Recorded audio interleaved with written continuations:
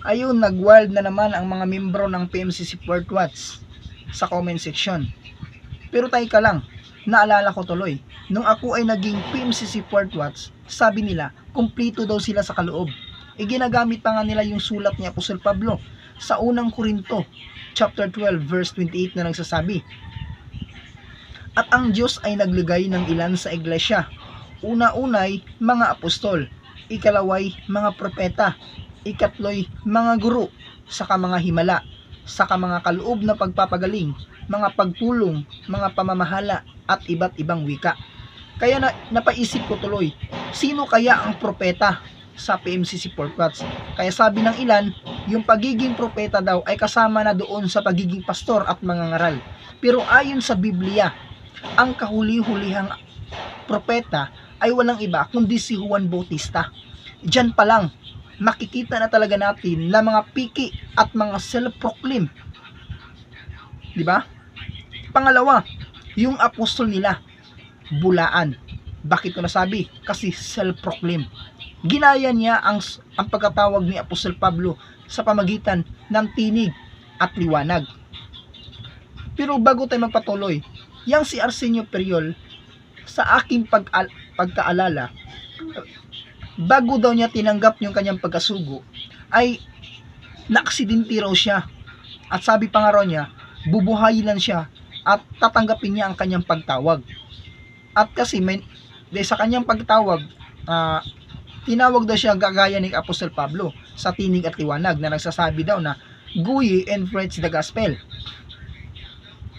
Kaya nung siya ay binigyan daw ng pangalawang buhay, doon na daw niya tinanggap yung pagkasugo at pagkatawag niya. Kaya siya ay nag-claim na apostol daw siya.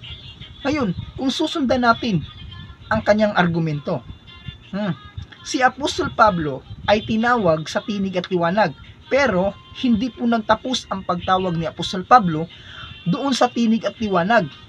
Pinuntahan siya ni Ananias, isinugo ni Kristo na nagpatutuo sa kanya na ang tumawag sa kanya ay walang iba kundi si Jesucristo. Ang tanong, sino nga ba ang nagpatutuo kay Arsenio Periol na ang tumawag sa kanya si Jesucristo? Walang history o background na nagpatutuo sa kanya, kundi sarili lamang ang kanyang nagpatutuo. Diyan pa lang makikita talaga natin na self-proclaim. Pangalawa, nauna ang pagkatawag ni Apostol Pablo bago nagpapasting ng 3 araw at 3 gabi. Si Arsenio Periol naman ay nauna ang pagtawag bago siya nagpapasting. So posible, yung nakita niya, yung narinig at nakita niyang liwanag, bunga lamang sa kanyang gutom. Kaya kayo mga Port Watch, kahit claim kayo ng claim, mga piki at bulaan talaga kayo. Alam nyo ba, matatamaan kayo sa sinabi ni Apostol Pedro sa ikalawang Pedro 3:16 na ganito ang sinasabi. Mag-umpisa tayo sa verse 15. At inyong ariin na ang pagpapahinuhod ng ating Panginoon ay pagliligtas na gaya rin naman ni Pablo, na ang ating minamahal na kapatid na ayon sa karunungang ibinigay sa kanya ay sinulatan kayo. Gayon din naman sa lahat ng kanyang mga sulat na dooy sinasalita ang mga bagay na ito, na dooy may ilang bagay na mahirap unawain na isinaysay ng mga di nakakaalam at ng walang tiyaga na gaya rin naman ng kanilang ginagawa sa ibang mga kasulatan sa ikapapahamak din nila. Kaya ito ang nangyari sa mga member ng Port Watch at yung mga pastor nila na kiniklaim nila na para sa kanila ang sulat ni Apostol Pablo, pero hindi naman applicable sa kanila. Kaya sabi ni Apostol Pablo, may mga sulat. Kaya sabi ni Apostol Pedro, may mga sulat si Apostol Pablo na mahirap unawain na isinaysay sa mga hindi nakakaalam. Ngayon, sino nga ba itong mga hindi nakakaalam?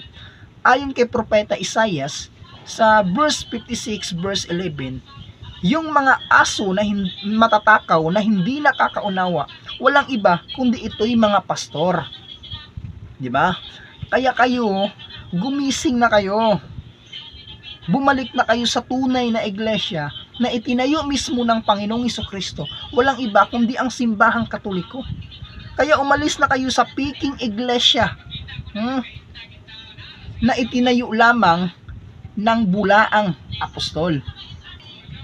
Ako po ay hindi naninira sa paniniwala ng iba, kundi ito ay pagpapahayag sa maling pananampalataya, at hindi po ako nagagalit sa inyo ha.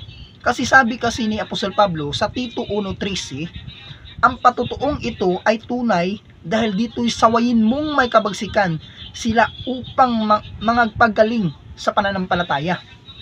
So utos pala ng Panginoon, yung mga taong nangangaral ng mali, dapat sawayin ang kabagsikan para makatanggap ng tunay na aral. Kaya mga kapatid, bumalik na tayo sa tunay na iglesia na walang iba kundi ang Iglesia Katolika Apostolika Romana na tatag mismo ni Kristo. God bless everyone, and viva Cristo Rey, and Pro Deo et Ecclesia.